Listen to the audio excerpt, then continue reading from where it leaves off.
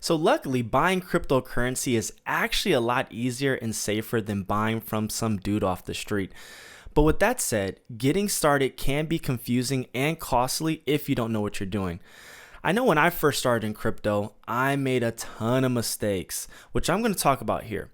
So in this video, I'm going to break down a few simple steps you can take to get your hands on some of those juicy digital coins. I am also going to share a few important tips that will help you to increase your gains and avoid silly mistakes that can be very, very frustrating. And even if you've already purchased crypto but consider yourself new to the space, you will still want to stay to the end because I will be mentioning some important points that you don't want to miss. And if you find any value in this video, please remember to like and subscribe to the channel. Thank you in advance. Let's jump into this.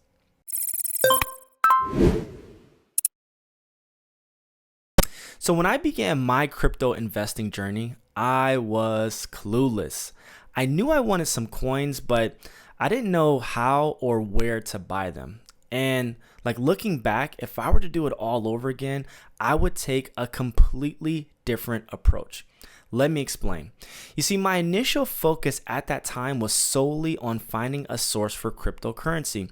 And in this video, I'm going to talk about where you can buy crypto. But I believe you should really begin with deciding on what type of coin or coins you want to buy. You see, what I didn't know when I first got started was that there are literally thousands of coins. And even if you find a place that sells crypto, they might not even offer the coin you want to purchase. Crazy. So in a moment, I'm going to talk about where to buy crypto. But first, let's talk about the different types of coins out there so you can decide on what you want to buy. And of course, none of this is financial advice. This is all for entertainment purposes only. I am not a crypto guru by any means. I'm just sharing what I've learned through my journey. So number one, choosing a cryptocurrency. To decide on what cryptocurrency is worth your hard-earned money, you should first determine what type of investor are you and what is your risk tolerance? Do you want to be a long-term investor or are you more of a day trader? And are you a high risk, high reward type person or that play it safe kind of character? So for example, my approach is long-term investing. I may trade here, a little here and there, but trying to make daily gains for me would just be completely overwhelming. Also, I believe that things are very, very early and will continue to catch steam as time progresses. So again, for me, I'm in it for the long haul. And when it comes to my risk level, I like to spread things out a bit. I have some safer plays, but I also have some that could be deemed the riskier coins out there. So you'll need to decide for yourself how you'll play the game.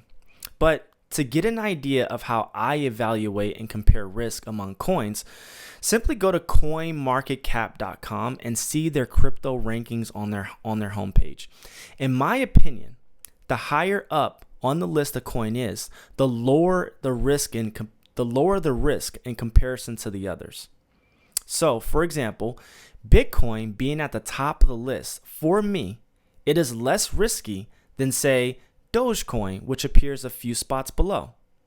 Now, it's important to say that all investments carry a certain level of risk. So even though Bitcoin to me is less risky than some of the alternatives, that does not mean it is void of risk altogether.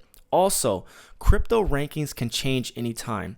So although Bitcoin is the top dog in class at the moment, another coin could take its position in the future at any time. But if you want to play it safe without doing a ton of research, the top 10 and possibly the top 20 coins on the list could be great long-term plays. Now, there are a few different factors that play into that frame of thinking, but to keep it simple, the coins that appear higher on the list have a higher valuation, or in other words, there's just more money in the pot, so it would take more complications for them to lose than coins much further down the list. Also, with those coins, there's somewhat of a track record. Bitcoin has been around since the start, so chances are it will continue to grow as the market develops. Whether or not you should invest in Bitcoin or Ethereum really comes down to the type of investor you are. But the trade-off is this. Again, this is only my opinion. The coins at the top of the list are less risky, but you will get a reduced rate of return in comparison to some of the smaller coins, and vice versa. Coins at the bottom of the list can offer insane returns, but are just much, much higher risk. So just keep that in mind. And as I mentioned earlier, for me, I like to diversify risk. And so I'm invested in much of the top 10, but I'm also invested in some of the smaller coins as well. I do a lot of research on tokens I'm interested in, but it really comes down to 3 factors for me. Number 1, use case, or how useful is this project? Number 2, team, or does the project have a strong team behind it? And number 3 is token utility, or what is the token used for? So for example, my favorite project on the list is Cardano, and their coin is ADA or ADA. During my research of this project, I ran them through my 3 factors, and the results actually made me tremendously bullish on them. Now, in this video, we don't really have the time to go in an in-depth analysis on Cardano, but I just want to share a few points really quick. So number 1, use case. Cardano has built a blockchain that will allow apps and smart contracts to run securely and efficiently throughout its ecosystem. With Cardano, look at it like you're investing in the owner of the land rather than a single business on that land. Number 2, team. Cardano's founder, Charles Hoskinson, was also the co-founder of the Ethereum network, and they're the number 2 largest crypto by market cap. He has a verified resume and a track record in the space. Number 3, token utility. The ADA token is used for various purposes like transaction settlements and network governance. But to sum it up, the token is like the gas that allows the network to operate. So think of it like this: as transactions grow, so will the demand for ADA. So to learn more about ADA or any other coin you may be interested in, I suggest going to their website and reading their white paper. And also checking out Twitter and other social platforms to see what the conversation is being had around that particular project. Okay, so let's talk about choosing an exchange. Once you have a coin or a set of coins in mind that you would like to purchase, finding an exchange is actually fairly easy. You will need to match your token with an exchange that offers that token. Again, this is something I didn't know when I first started with crypto. I enrolled with an exchange and then found out later that they didn't carry the coin I wanted. So I was forced to go somewhere else. And that difference in time actually cost me a premium on the price point, unfortunately. One quick way you can find an exchange for your coin is through CoinMarketCap. Choose your desired coin from the list and then click the Market tab. Here you will see the various exchanges that offers that token you're looking for. I do want to mention that on this list, you will find centralized and decentralized exchanges. The main difference is centralized exchanges is they're more like your bank. They have one governing body that makes decisions for the entire exchange. Decentralized exchanges, on the other hand, although they may have a development team attached, the network is meant to be governed by its users. The trade-off is basically this. Centralized exchanges are, in my opinion, safer and more user-friendly, especially for beginners. But keep in mind they are limited on the tokens they offer. Decentralized exchanges allow you to access the greater market. And so you can find just about any coin you're looking for, but they're considered a little bit more riskier because it provides access to possible fake coins and also fake projects. I use both. If you're just starting out though, I would recommend getting your feet wet with a centralized exchange. Also, I would like to make a quick note about buying crypto through apps like Robinhood or PayPal. Keep in mind, if you're unable to transfer your crypto off of their network, that means although you do have exposure, you truly do not have ownership of that crypto. Now, for some, that might not be a problem, but in the long run, it could cause issues, so it's good to kind of be aware of that. Now, for centralized exchanges, there are a few options out there, but I've had a good experience with Coinbase and Binance.us. And yes, if you are in America, you will need to enroll with Binance.us and not just Binance. Important distinction to make there.